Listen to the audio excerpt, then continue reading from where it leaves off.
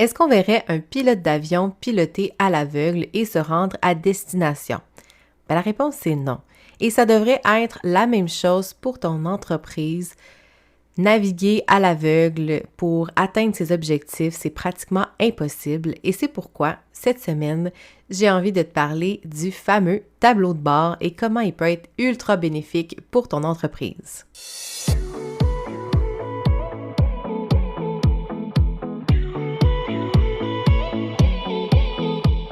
180 degrés, c'est l'amplitude de notre champ visuel lorsqu'on regarde vers l'avant. Mon nom est Mélanie Allé, je suis stratège en marketing web et fondatrice de Synapse Marketing. 180 degrés est un podcast pour t'aider à prendre de la hauteur dans ton entreprise. En solo ou avec un invité, je t'y partage des réflexions entrepreneuriales, des conseils marketing ainsi que mes meilleurs outils pour créer une entreprise au service de ta vie rêvée. Bienvenue sur le podcast 180 degrés.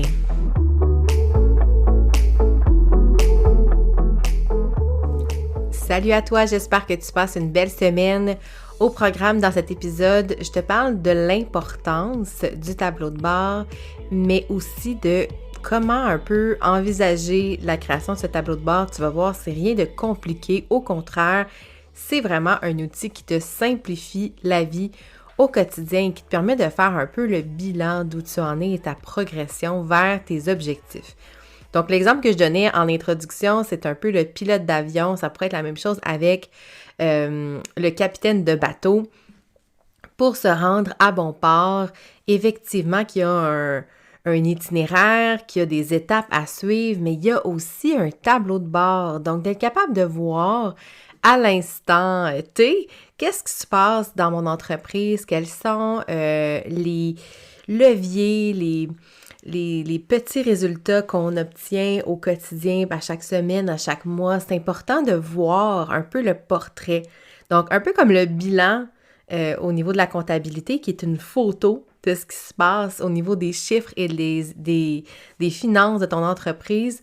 Le tableau de bord, c'est un peu comme une photo qu'on prend de où on en est selon les critères qui sont importants pour nous, pour notre entreprise, pour nous aider à atteindre nos résultats. Donc, c'est sûr que chaque entreprise va avoir un tableau de bord personnalisé selon ses besoins. C'est sûr que, bon, comme on est des entreprises qui font du contenu sur le web, il y a quand même des indicateurs qui vont revenir d'une entreprise à l'autre. Mais ce que j'ai envie de surtout t'amener à réfléchir, c'est toute l'importance que ça a. Et si tu n'en as pas déjà, bien, je t'invite à faire l'exercice, à peut-être incorporer ça dans ton entreprise. Si tu as déjà un tableau de bord, bien, je t'invite peut-être à revoir, pousser un peu plus loin la réflexion, peut-être ajouter des éléments ou améliorer un peu la routine que tu as parce que pour bien les entrepreneurs, le tableau de bord, c'est comme un beau concept théorique. Des fois, ça ne fait pas partie de la routine et donc ça peut tomber un petit peu dans l'oubli. Et moi, la première année de mon entreprise, je n'avais pas de tableau de bord. Donc, je te donne un peu le portrait de comment je fonctionnais. En début d'année, je m'étais fixé des objectifs et à aucun moment dans l'année, j'avais fait ce petit bilan de mes parcours, de trimestre ou peu importe, mensuel même, à l'aide d'un tableau de bord. Je regardais un peu la progression, mais je faisais pas un exercice, si on veut, là, de prendre la photo de mon entreprise puis de m'assurer que je m'en vais dans la bonne direction.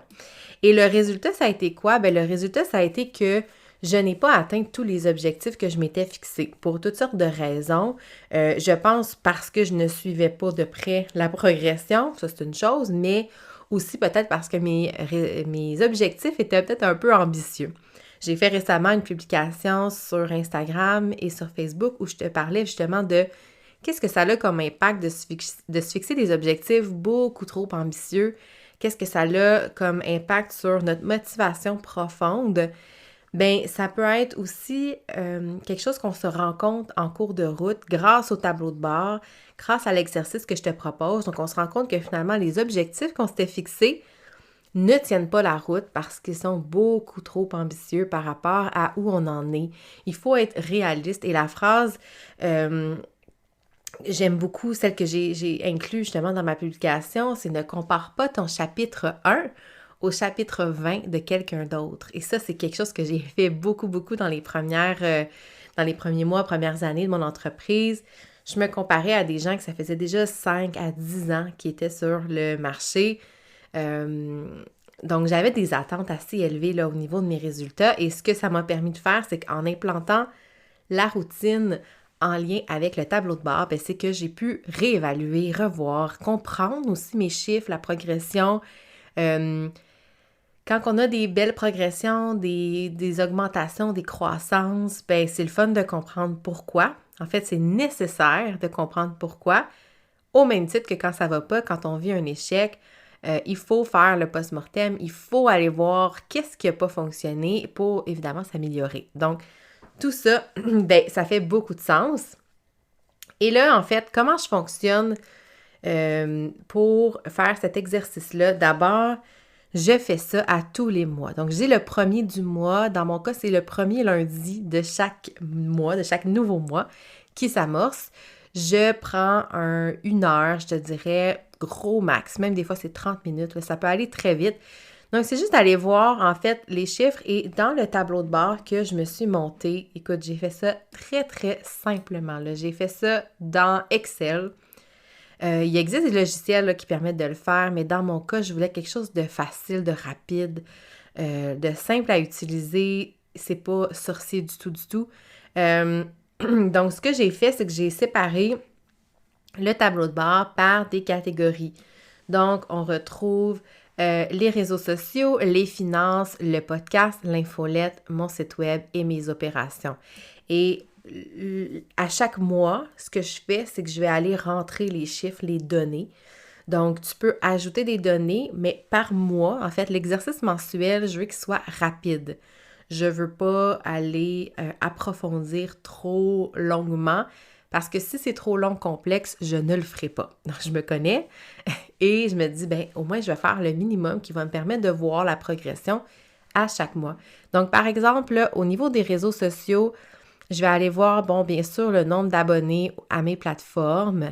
Parce que des fois, on ne sait pas trop, c'est quand qu'il y a eu un boom sur la plateforme, c'est quel mois, ça s'est passé quand. C'est le fun d'avoir l'historique. Et si on ne le note pas, c'est difficile après ça d'aller voir, c'est quand qu'il y a eu le plus d'augmentation. On peut aller voir les données, mais je trouve ça beaucoup plus facile de faire un genre de reporting en début de mois. C'est vraiment, pour moi, je trouve l'exercice le plus facile à faire. Donc, les abonnés, je vais aller voir aussi la portée que m'a donné les plateformes. Donc, tu sais, Instagram, Facebook, LinkedIn. Je vais aller voir aussi qu'est-ce qui se passe du côté de YouTube, le nombre de relations aussi sur LinkedIn, là, dont je parle d'abonnés, mais dans ce cas-là, c'est des relations. Je vais aller voir aussi les publications qui ont le mieux performé. Donc, mettons un top 5 ou un top 3. Je veux comprendre quelles sont les meilleures publications et pourquoi, lesquelles ont généré un peu plus d'engagement, de réactions, de messages. Comme ça, moi, ça me permet de savoir c'est quoi que je dois reproduire, hein? Parce qu'on veut reproduire les succès qu'on a eus sur les réseaux sociaux. On veut comprendre ce que notre communauté aime et finalement nous redemande par les réactions. Donc ça, c'est tout le volet réseaux sociaux. Et ça, c'est l'exercice que je fais mensuellement. À chaque trimestre, je vais aller approfondir davantage les données. Donc, je vais aller plus analyser en profondeur les statistiques sur les plateformes. Je vais aller justement voir un petit peu plus là, au niveau des publications qui ont été faites. Je vais pousser un peu plus l'analyse, mais à tous les mois, je ne veux pas que ça me prenne de temps. Donc, c'est vraiment rapide là, d'aller rentrer les chiffres dans les colonnes. Et ce qui est le fun, c'est quand ça fait longtemps, quand ça fait plusieurs mois qu'on les rentre, là, c'est le fun d'aller voir « Hey, j'en étais où en janvier 2021 avec ma présence sur les réseaux sociaux? » C'est super motivant de voir que ça progresse. Après ça, au niveau de l'aspect financier, je vais aller mettre le chiffre d'affaires à chaque mois et je vais aller mettre aussi les dépenses. Donc, pour voir un peu la progression, est-ce que je dépense plus, est-ce que je dépense moins? Et bon, ça, c'est l'exercice, comme je te dis, à chaque mois. Maintenant, à chaque trimestre, ce que je vais faire, c'est que je vais aller vraiment analyser chacune des dépenses, aller voir est-ce que ça c'est pertinent, est-ce que c'est toujours d'actualité que je paye telle licence, est-ce que ça fait du sens, est-ce que j'investis trop dans les formations, est-ce que j'investis trop dans les logiciels. Donc tout ça est analysé à chaque trimestre et à chaque mois, je vais juste aller mettre les montants donc de chiffre d'affaires et de dépenses. Ça me permet de suivre aussi ma progression. Ensuite, au niveau du podcast, j'ai inscrit seulement le nombre d'écoutes totales en ce jour-là, donc le premier lundi de chaque mois. Habituellement, c'est le premier que j'essaie de le faire, mais des fois, ça ne fonctionne pas. Donc, je vais mettre le nombre d'écoutes totales et le nombre d'écoutes d'épisodes dans le mois. Donc, le mois comme qui vient de se terminer. Donc ça, encore une fois, ça me permet de suivre l'évolution. Quand il y a des gros booms, comme je sais que vous avez vraiment aimé l'épisode avec Alex Martel, je reçois encore des messages, même 3 semaines après l'apparition de l'épisode. Donc, je vois là, quand il y a des impacts. Puis, encore une fois, par trimestre, je vais aller analyser encore plus en profondeur quels ont été les épisodes les plus appréciés et pourquoi. Dans le fond, je peux même faire des sondages en story pour en savoir plus. Ensuite, il y a l'infolettre. Donc, je vais noter le nombre d'inscriptions à mon infolettre, le taux d'ouverture moyen durant le mois et le nombre de courriels envoyés. Donc, combien j'ai envoyé d'infolettes dans ce mois-ci. Ça me permet aussi de voir si j'ai maintenu la cadence souhaitée, parce qu'évidemment, on est tous humains, hein? Et même si c'est ça mon travail, s'il arrive que je skip quelques semaines d'infolettes quand il arrive des petits pépins, hein? Ça arrive. Donc, ça me permet de noter tout ça. Et finalement, il y a le site web. Donc, je vais noter là-dedans, je vais aller dans la section de Google Analytics pour aller voir les données. Donc, je vais voir, il y a eu combien de visiteurs sur mon site durant le mois. Et ensuite, ce qui m'intéresse, c'est la provenance de ces visiteurs-là. Donc, la proportion en pourcentage qui provient des médias sociaux, ensuite qui provient des recherches organiques et du trafic direct. Donc, ceux qui se rendent là grâce à un lien direct vers mon site web. J'aime suivre ces données-là et encore une fois, à chaque trimestre, ce que je vais faire, c'est aller encore plus en profondeur, donc aller analyser quelles sont les pages les plus visitées, pourquoi, le temps moyen, tu sais, vraiment l'analyse complète. Mais l'exercice du tableau de bord, il faut que ce soit rapide et simple. Donc, je me contente de ces 4 données-là. Et ensuite, la dernière colonne que j'ai, c'est les opérations. Pour l'instant, la seule donnée que je traque, ce sont les heures déléguées. Pourquoi? Parce que je veux voir si dans mon mois, par exemple un mois où j'ai généré un plus gros chiffre d'affaires, je veux voir est-ce que ça a eu un impact sur le nombre d'heures déléguées. Logiquement, il faudrait que oui. Sinon, ça veut dire que j'étais bien dans le jus ou il y a eu d'autres choses qui s'est passées, mais ça me permet de traquer aussi l'évolution. Est-ce que je délègue plus? Est-ce que je délègue moins? Est-ce que ça a un impact sur mon chiffre d'affaires ou pas? Bref, c'est une donnée que j'aime bien aller voir. Puis après ça, on regarde aussi là, sur quoi on a le plus délégué, puis est-ce qu'on alloue les bonnes ressources aux bons endroits. Fait que ça, c'est l'exercice mensuel. Moi, j'ai commencé à le faire en janvier 2021. Et ce que ça me permet de voir, c'est vraiment de voir une belle progression au niveau de mes objectifs. Des fois, ça me permet de voir que l'objectif que je me suis établi, que je me suis donné en début d'année ne tient pas la route. Que ce soit le chiffre d'affaires, que ce soit le nombre d'abonnés à mes plateformes. L'affaire, c'est qu'en début d'année ou même en début de mois, on est souvent très, très optimiste et après ça, la vie arrive, hein? Donc, si tu me suis sur les réseaux sociaux, tu sais qu'il n'y a pas très longtemps, j'ai eu une grosse bronchite. Fait que ça, tout ça m'a ralenti au niveau de mes projets, au niveau de certains mandats, ce qui fait que ça devient comme irréaliste de garder tel quel les objectifs. Donc, le tableau de bord, il sert non seulement à avoir la photo de chaque mois, ce qui s'est passé, mais aussi de te permettre de prendre des décisions plus éclairées. Donc, sachant maintenant quelle plateforme performe le mieux ou sachant maintenant quel projet est le plus payant ou le plus agréable, tu sais, on peut noter toutes sortes de choses, là. Mon tableau de bord est dans sa plus simple expression parce que je sais que si je le complexifie, je prendrai pas le temps, ça va me décourager. Mais tu peux ajouter vraiment toutes sortes d'autres indicateurs. Donc, ce que je pourrais ajouter, là, et je vais probablement le faire, puis je t'invite à le faire également, c'est une espèce de note sur 10 de ton appréciation du mois qui vient de se terminer. Tu sais, si tu avais à donner une note pour le mois de septembre, pour le mois d'octobre, pour le mois de novembre et tout, ainsi de suite, là, je les nommerai pas tous, mais est-ce que c'est un mois 10 sur 10 ou plutôt 3-4 sur 10? Ça a un impact parce que des fois, le chiffre d'affaires va être en très grande croissance un mois, mais on est brûlé, on n'a pas de plaisir, puis on se sent pas accompli. Donc pour moi, ça, c'est pas un accomplissement, c'est pas une réussite, hein, parce que pour moi, la réussite, c'est vraiment d'être capable d'atteindre ce qu'on veut, de réaliser ce qu'on veut, mais en accord avec notre, ça peut avoir un cliché, mais notre bonheur réel. Donc, par moment, j'ai peut-être eu des mois super spectaculaires au niveau des résultats financiers, mais j'étais brûlée, j'avais plein de mandats à remettre, puis c'est pas comme ça que j'ai envie de vivre mon succès.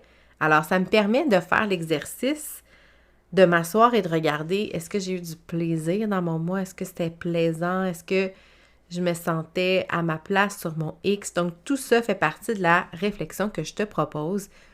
Et je pense que de t'allouer 1 heure en début de mois, je pense que c'est le plus beau cadeau que tu peux te faire pour être en mesure de voir ta progression, comprendre les décisions, qu'est-ce qu'elles ont généré dans ton entreprise, être capable de faire un petit peu un post-mortem pour être capable de prendre des décisions encore plus alignées par la suite qui vont t'amener à atteindre tes objectifs, mais je dirais de la bonne façon. Alors, je ne sais pas si ça te parle, cette idée de tableau de bord. Je t'ai parlé, moi je l'ai fait rapidement dans Excel parce que c'était utilitaire, fonctionnel. Tu pourrais très bien le faire dans Asana, tu pourrais très bien le faire dans un document Word, même juste entrer des chiffres, là, c'est pas grave. L'idée, c'est d'être capable de voir ta progression. Donc, j'aimais bien l'idée du tableau dans Excel, mais ça peut être, tu sais, Google Sheet, ça peut être vraiment ce que tu souhaites. Mais je t'invite à te poser la question, quelles sont les données que j'aimerais suivre par mois? Quelles sont les données que tu as envie d'avoir le portrait de mois en mois qui t'aiderait, 1, à te motiver, mais 2, à savoir qu'est-ce qui fonctionne bien dans ton entreprise et qu'est-ce qui fonctionne moins bien. À ce moment-là, si tu notes l'ensemble de ces données-là et tu peux les mettre par catégorie un peu comme moi je l'ai fait. Donc, je sépare réseaux sociaux, sites web, podcasts, données financières, opérations, tout ça.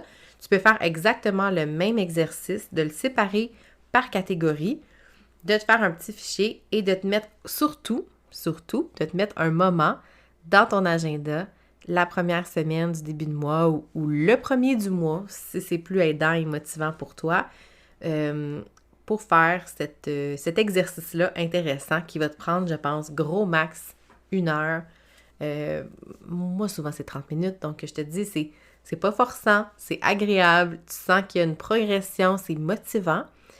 Alors, j'espère que ça t'a donné envie de bonifier ton tableau de bord ou de t'en créer un, mais reste pas moins que c'est un outil fantastique et que tous les pilotes d'avion, tous les capitaines de bateaux, de navires ont aussi leur tableau de bord pour les aider à naviguer, piloter et se rendre à la bonne destination. Donc, inspire-toi de ces métiers-là pour toi aussi gérer et naviguer ton entreprise et l'amener au prochain niveau vers tes objectifs. Alors sur ce, je te souhaite une excellente semaine et j'espère que tu as apprécié cet épisode-là. Si c'est le cas, je t'invite à me laisser un commentaire, une note, peu importe sur le logiciel que tu es. C'est sûr que ça aide vraiment beaucoup à faire en sorte que le podcast soit le plus vu et écouté finalement, puisque c'est ça l'objectif. Et sinon, je te souhaite une belle semaine. On se retrouve la semaine prochaine avec une entrevue. Alors à bientôt!